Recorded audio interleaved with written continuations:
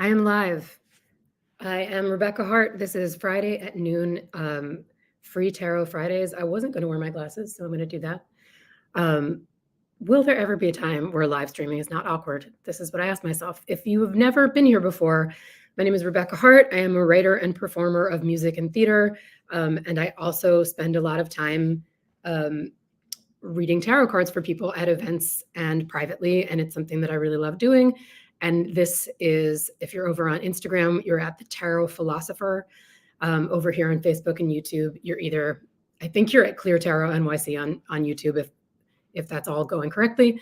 And this is something that I like to do once a week at noon, where the idea was to do a free mini reading for someone I haven't read before, who has a question, just to kind of show you what I do, because no two tarot readers are really alike. And sometimes I just chat about something related to the tarot. And this week, no takers. Sometimes people show up to ask a question, but no one has a question this week. So I just want to, I think, chat. If at some point during this you have a question about your life you want answered, you can put it in the chat. Put it in the chat over here. I will see it. And also, if you want, at any point you realize you wanted to do it, you can email me cleartarotnyc@gmail.com or DM me over here on Instagram and say, I have a question. If I haven't read for you before, I'll just schedule you in for next week. La la la. That's all of what they call housekeeping. Friends, I am very tired today, and this is going to factor in to a philosophical thing I want to say. So bear with me. It's not just complaining. I have a friend who says, not complaining, just reporting. But the city of New York, in its infinite wisdom, decided to schedule some really intense construction with like jackhammers and drilling and banging right outside my window. I am on the second floor. Started at 11 p.m., finished at 5 a.m. I did go to sleep somewhere in there, but it was rough. And do I think that they should not have done that or should not have been allowed to do it? Yes. And that leads me to something that I wanted to talk about today, which is the word should. And I've never done this before, but I just spent some time writing an email to my tarot mailing list. And I love writing these philosophical emails, and it takes me a long time to do them, even when they're short. And so I think I'm going to do something I've never done, which is just to read you what I just wrote. Again, if you want to be on this mailing list, drop me a line, visit me at cleartarotnyc.com. And I will come back to the construction in a second. But this is what I said, and here's where I put on my scholarly glasses because I need them. So I did a reading for someone yesterday whose question was a very common question. Like, I hear this question a lot in different forms, and it had to do with, in her case, wanting to return to an artistic practice after a long time away from it and not doing it. And when she asked the question, I heard two words that always make me prick up my ears and that often come together when people ask questions. And this is what she said. It was in her case about writing. And she said, I keep feeling pulled toward doing it, but I don't know if I should do it. I feel pulled to do it, but I don't know if I should. And I have often thought that should is a word that we should, very hard to get rid of, but should just get rid of and excise from our language. Oh, I was so excited that I just moved my phone by the force of my emphasis. Because I think words that don't really have a meaning or that we use without really examining what they mean are dangerous. And I think that the word should almost always signals a break from reality or a fight with reality. And what I mean by that is that it's usually a little signpost saying that we are confused about things that we're in control of. We're striving to change that which we cannot change, like another person or a circumstance. It should almost always signals a fight with reality and a belief that we can change things that are beyond our control. Or it's also a little bit of a signal of victim thinking, right? It's sneaky, it's passive. I think that should I do this? Or I don't know if I should is a way of saying, I want something, but I'm not going to say that I want it. You know, I want it. I want something to happen. I want to feel a certain way or have a certain thing. And I think that someone else should do it or make something happen. And, you know, what I love is when I tell people that they can't come to my apartment because I'm doing a live stream at noon and they show up at noon. So we're going to have some fun doorbell stuff during this. It's really irritating. They should not do that. Yeah, we want a go ahead. We want a green light. We want permission to do what we want. I am not blaming my client or anybody else about this. I want someone to tell me what I should do all the time. And the problem with that is that even if they did, we end up, and people are all too happy to tell us what we should do, right? The problem with it, Mike says, don't should all over yourself, which is an expression I love. Yeah, the problem with that is that we wind up following someone else's dharma, life plan, or desire, and not our own. We also love to say how and whether things should be other people's circumstances. And we love to express our desires this way. He should be more like this. She should do this. It shouldn't be like that. And the problem with that is that we are not actually expressing any desires.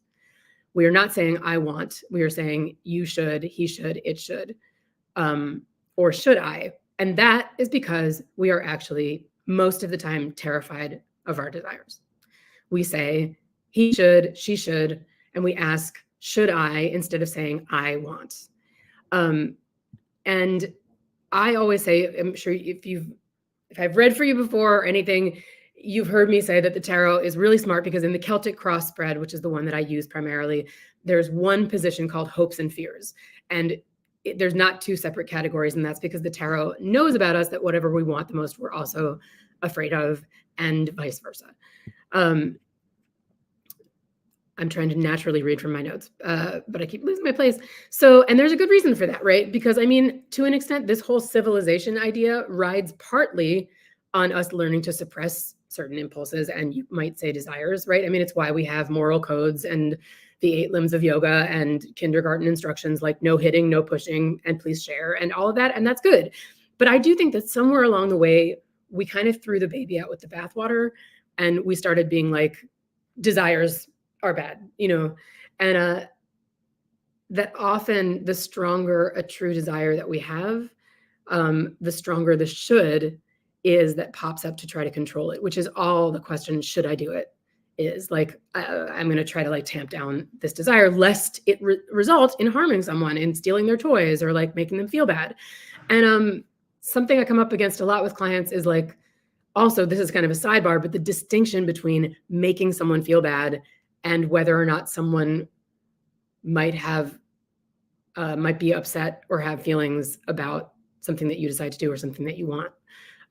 Because again, that's not a thing we can control. We could say, well, I want to do what I want and nobody should get mad about it. You know, again, that's like a little signal that we are in insanity when we're like, I think things should be different than they are, you know.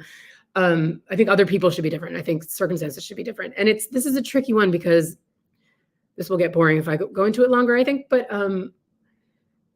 when people are first confronted with this idea, they think that what I'm saying or that what people are saying is you have no say in anything and you should never want anything and you can't change anything in your life, which is not true. It's just a matter of like what is within your control to change. So I think our task now as humans, I think we have the like tamping down the destructive impulses pretty well covered for the most part, though we still have problems with addiction. But I actually think addiction problems come from not listening to our true desires more often. And I think that our task now is to practice desiring and to distinguish between a destructive impulse and something that we want. This is what I wrote this morning, that there's a difference between wanting to eat the whole bag of Oreos and wanting to write your memoirs. But if you ask me, honestly, the answer is kind of the same in both cases, which is try it. You know, there's obvious exceptions. Follow the desire and see what happens. In most cases, it will become apparent very quickly whether it was something that was empowering or something that will make you nauseous. So, you know, long story short, my client said, you know, I feel called to do this. I don't know if I should. And I didn't really need, I mean, it was wonderful that her final outcome card was the Magician, which to me, the Magician is the great artist. I mean, it doesn't just apply to the arts, it applies to our great creative power, this feeling that we have when we are standing in our true power, actually knowing what things are within our realm of control, using our creativity and really aligned, working with the universal forces around us and making stuff happen in a joyous, creative, flowing way. There are no shoulds with the Magician at all. And it was wonderful to see that as the final outcome. So I could say to her, like, well, I mean, yeah, I think you should, but like, I didn't need to see it to know that the answer was do it. Do what you feel pulled towards. If you feel pulled towards something, it always means there's something for you there. That is what I believe. Is that a should on my part? Maybe it is. It's hard to avoid them. But I think also we aren't qualified to answer the question of should I not? A lot of the time, because we humans have very narrow ideas of what an acceptable result would be, what makes it worth it, why should I do something? And the fact is that following the call, for example, to start writing might result in her writing a book or becoming a writer and then saying, oh, I should have done that. It was worth it. Or it might result in her getting some things off her chest and then realizing something new that she wants.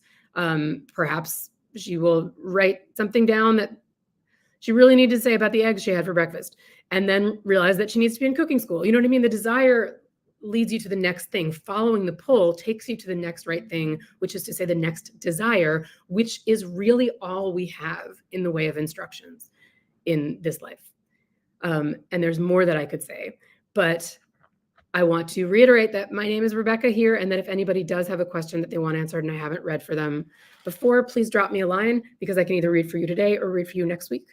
But I want to circle back to my miserable sleepless night on the topic of shoulds. And it just made me think about how the minute we're in this, it shouldn't be this way, you should do something, he should be different, I think we're completely lost. And the minute we come back to I want, then we're here. So last night, I was full of like, they should not be doing construction in the street outside my house.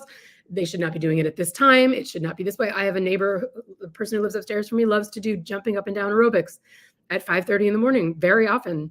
I think they should not do that, and the more I think about that, the more angry and strapped in I feel.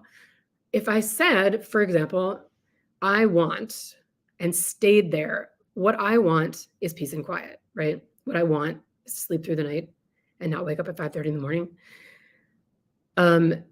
Then we have something, because then I would be forced to be like, okay, stay with that. I want peace and quiet. And what that might lead me to is something like things that I can control. I might go visit a friend outside the city for a weekend. I might, ask my neighbor if they could stop jumping up and down, instead of feeling, I hate you and you should be different. I might I might ultimately be like, I shouldn't live in a place that's this incredibly noisy all the time. It is in fact New York City, and maybe I should move. And maybe I want to move. And that is, I think, why we love to stay with should and not want, because then want means we're in the driver's seat and we actually might wind up doing something. And that opens up a whole new can of worms, because it's much more comfortable, more familiar to say exactly where we are, feel bad about it, and say someone else should do something different. So that was something that I woke up with. It was like, okay, Rebecca, like, you can keep being really angry and saying people should be different, or you can say, this is what I want, which is like the door that opens to the next like divine instruction about what to do next. And I pulled this card out also because this came up in my client's reading yesterday too. And this to me is the clamping down on desire. This is the miser. The Four of Pentacles is so much. It's stinginess, it's scarcity thinking, it's fear of change. It's like, I'm just going to hold on to the things that I have instead of making a change, because what if I lose everything? What if I act on my desire and get punished for it? That's pretty deeply ingrained in our DNA. So my wish for you guys today is that every time you feel yourself saying I should, or he should, or they should, or whatever, that you experiment with saying I want instead and see where that leads you. You guys, if you want me to read your tarot cards, I'm doing a lot of parties and events right now, and I'm really loving it. You can reach me here on Instagram at The Tarot Philosopher, or email me at cleartarotnyc@gmail.com. You can book readings through cleartarotnyc.com. This is one of my favorite things to do, and I'm happy to have been here with you guys today. Oh, hey, Jason says, when stating intent, what do we replace should with if should is our desire?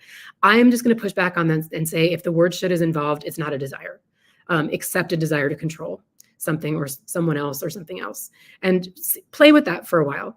If it's to know what I should do, same thing, because there is no what you should do.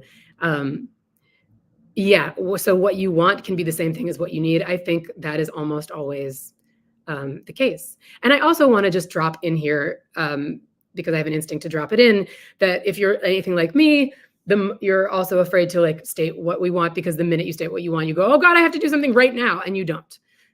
You have to know what you want, and then you can pause, because it's also very human to be like, oh God, I want to live in peace. I should move out of Manhattan tomorrow, And that's another way we can work with the reality of the universe, right? To say, I want X, and take a minute to be like, how can we work together on this? Again, what are the parts that are right in front of me? What do I have control over? I think is almost the smartest question you can ask yourself every day. It's like, what is actually my thing, and what is the universe's thing? What belongs to me? What belongs to somebody else? Those are really good questions. Thank you, Jason. Hey, Mike. Again, we'll close with Mike. Don't shit on yourself. I hope you have a really good week. Come back next week and we'll chat some more. Bye.